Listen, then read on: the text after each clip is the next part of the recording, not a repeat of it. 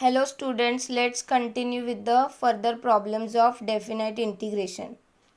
Evaluate integration 0 to half 1 upon 1 minus 2x square into under root 1 minus x square dx.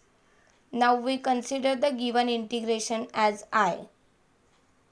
Put x is equal to sin theta, differentiating with respect to x. So dx is equal to cos theta d theta. As x varies from 0 to half, theta will varies from 0 to pi by 6. Now to this question we will write in the form of theta. So integration 0 to pi by 6 cos theta upon 1 minus 2 sin square theta into under root 1 minus sin square theta d theta. Now we know that this is one of the formula and answer is cos 2 theta.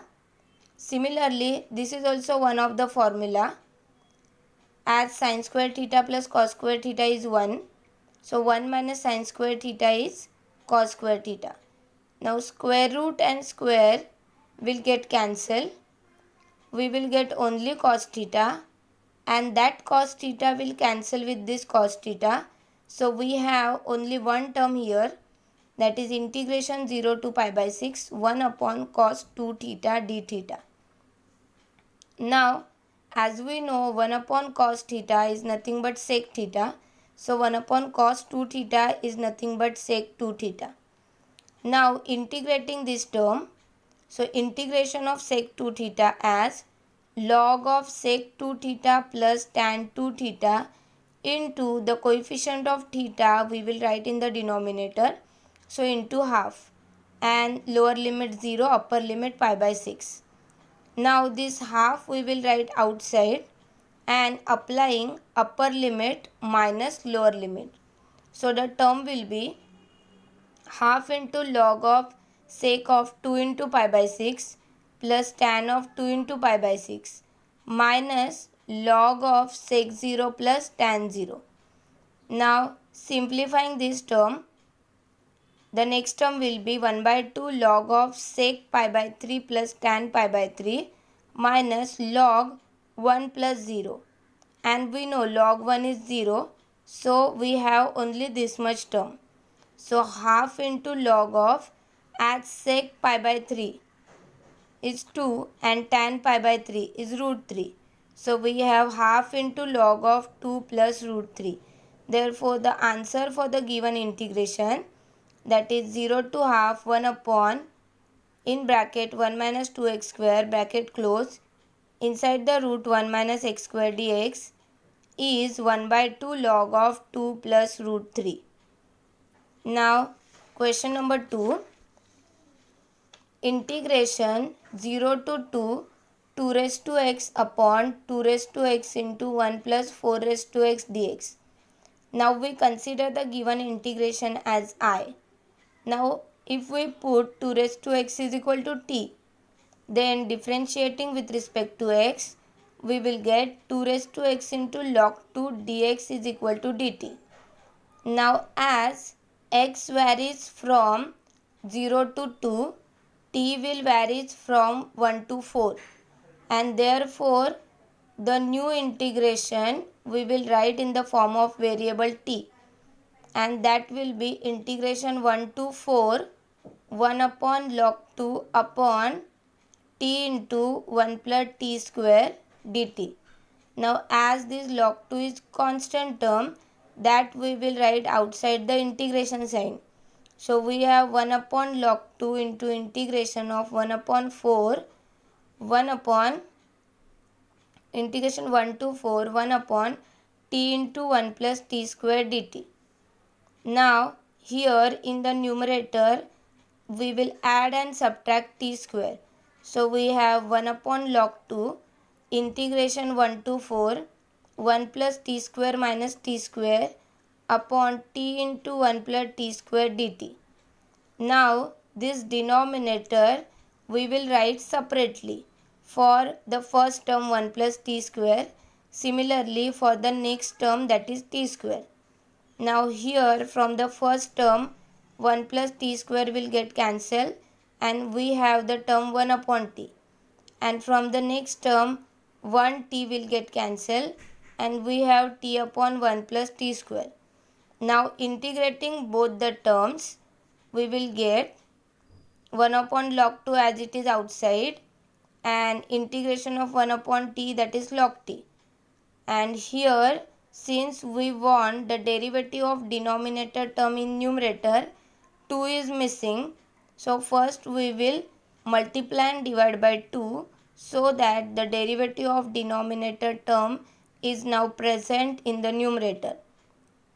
So by using that formula, we have 1 by 2 into log of denominator, that is log of 1 plus t square, lower limit 1 and upper limit 4. Now applying the upper limit minus lower limit, we have 1 upon log 2 as it is, then log 4 minus half into log 17 minus log 1 minus half into log 2. Now as we know log 1 is 0, so we have 1 upon log 2 into bracket log of 4. Now since this 1 by 2 we can write here raised to. So we have 2 raised to half, that is root 2. And since here we have plus, these two terms we can write in the form of multiplication. And since here we have minus, this we will write in the denominator. So we have log of 4 root 2 upon under root 17. And as by using change of rule, this term we can write as log of 4 root 2 upon root 17 to the base 2. Now we consider next question number 3. Now question number 3 is integration 3 to 8 11 minus x the whole square upon x square plus 1 minus x the whole square dx. Now first we consider the given term as I. Now by using the property integration a to b f of x dx is equal to integration a to b f of a plus b minus x dx. Now we call this as equation number 1 and replacing the term x by a plus b minus x. So we have value of a as 3, value of b as 8. So a plus b minus x means 8 plus 3 minus x. So this term we can write as 11 minus 8 plus 3 minus x the whole square upon 8 plus 3 minus x the bracket square plus 11 minus 8 plus 3 minus x the whole square. Here we require 11 and here also 11. So now after simplification we will get integration 3 to 8 11 minus x in bracket the whole square upon 11 minus x the bracket square plus 11 minus x bracket close and the whole bracket square dx. Further simplification will give us this term and we call this as equation number 2. Now adding equation 1 and 2, we will get these two terms. Now since the limits are same, that is integration 3 to 8, we have 11 minus x the whole square plus 11 square in numerator, adding both the terms, and we have same denominator, so that we will write only once. So x square plus 11 minus x the whole square dx. Now since in numerator denominator we have same terms, the terms will get cancelled and here we will get only 1 and these 2 we will write here. So 1 by 2 integration 3 to 8 1 dx. And we know integration of 1 is x. So 1 by 2 x, lower limit 3, upper limit 8. So we have 1 by 2, 8 minus 3. 8 minus 3 is 5. So we will write 5 by 2. Therefore the answer for the given integration is 5 upon 2. Now we consider question number 4. Now in question number 4 we have integration 0 to pi x into sin square x dx. Now we consider the given term as I and we call this as equation number 1. Now here also we replace x by 0 plus pi minus x. So replacing the x term by 0 plus pi minus x in both the places, we have this. Now after simplification we will get pi minus x as it is and here sin square x. Now we will write two separate terms, that is integration of pi into sin square x minus integration of x into sin square x.